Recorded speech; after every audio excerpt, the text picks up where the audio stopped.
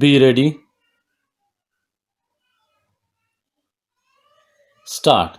An illegal construction of a cinema building materially affects the right to or enjoyment of the property by persons residing in the residential area.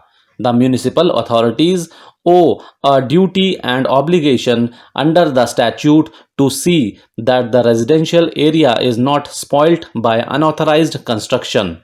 The scheme is for the benefit of the residents of the locality. The municipality acts in aid of the scheme. The rights of the residents in the area are invaded by an illegal construction of a cinema building. It has to be remembered that a scheme in a residential area means planned orderliness in accordance with the requirements of the residents. If the scheme is nullified by arbitrary acts in excess and derogation of the powers of the municipality, the courts will quash orders passed by municipalities in such cases. The court enforces the performance of statutory duty by public bodies as obligation to rate payers who have a legal right to demand compliance by a local authority with its duty to observe statutory rights alone. The scheme here is for the benefit of the public. There is special interest in the performance of the duty. All the residents in the area have their personal interest in the performance of the duty. The special and substantial interest of the residents in the area is injured by the illegal construction. Before parting with the case, we would like to observe that this case should be a pointer to all the builders that making of unauthorized constructions never pays and is against the interest of the society at large. The rules, regulations, and bylaws are made by the corporations or development authorities taking in view the larger public interest of the society, and it is the bounden duty of the citizens to obey and follow such rules which are made for their own benefits. Builders violate with impunity the sanctioned building plans and indulge in deviations much to the prejudice of the planned development of the city and at the peril of the occupants of the premises constructed or of the inhabitants of the city at large. Serious threat is posed to ecology and environment, and at the same time the infrastructure consisting of water supply, sewerage, and traffic movement facilities suffers unbearable burden and is often thrown out of gear.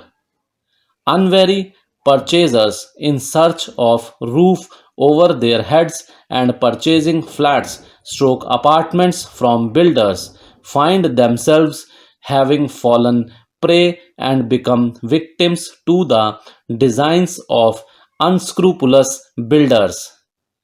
The builder conveniently walks away having pocketed the money, leaving behind the unfortunate occupants to face the music in the event of unauthorized constructions being detected or exposed and threatened with demolition.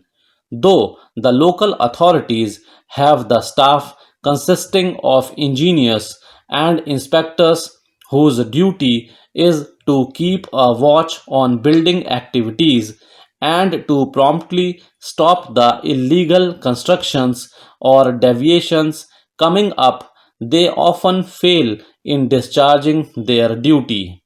Either they don't act or do not act promptly or do connive at such activities apparently for illegitimate considerations.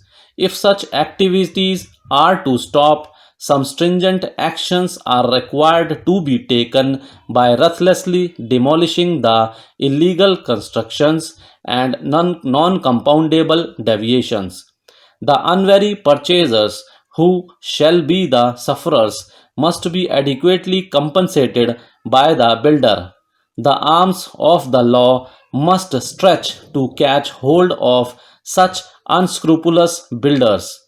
In all developed and developing countries, there is emphasis on planned development of cities, which is sought to be achieved by zoning, planning, and regulating building construction activity.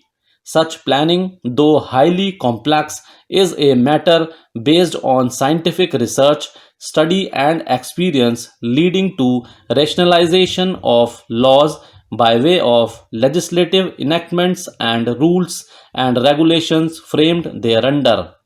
Zoning and planning do result in hardship to individual property owners, as their freedom to use their property in the way they like is subjected to regulation and control. The private owners are to some extent prevented from making the most profitable use of their property. But for this reason alone, the controlling regulations cannot be termed as arbitrary or unreasonable. The private interest stands subordinated to the public good. It can be stated in a way that power to plan development of city and to regulate the building activity therein flows from the police power of the state. The exercise of such governmental power is justified on account of it being reasonably necessary for the public health, safety, morals, or general welfare and ecological considerations. Thank you.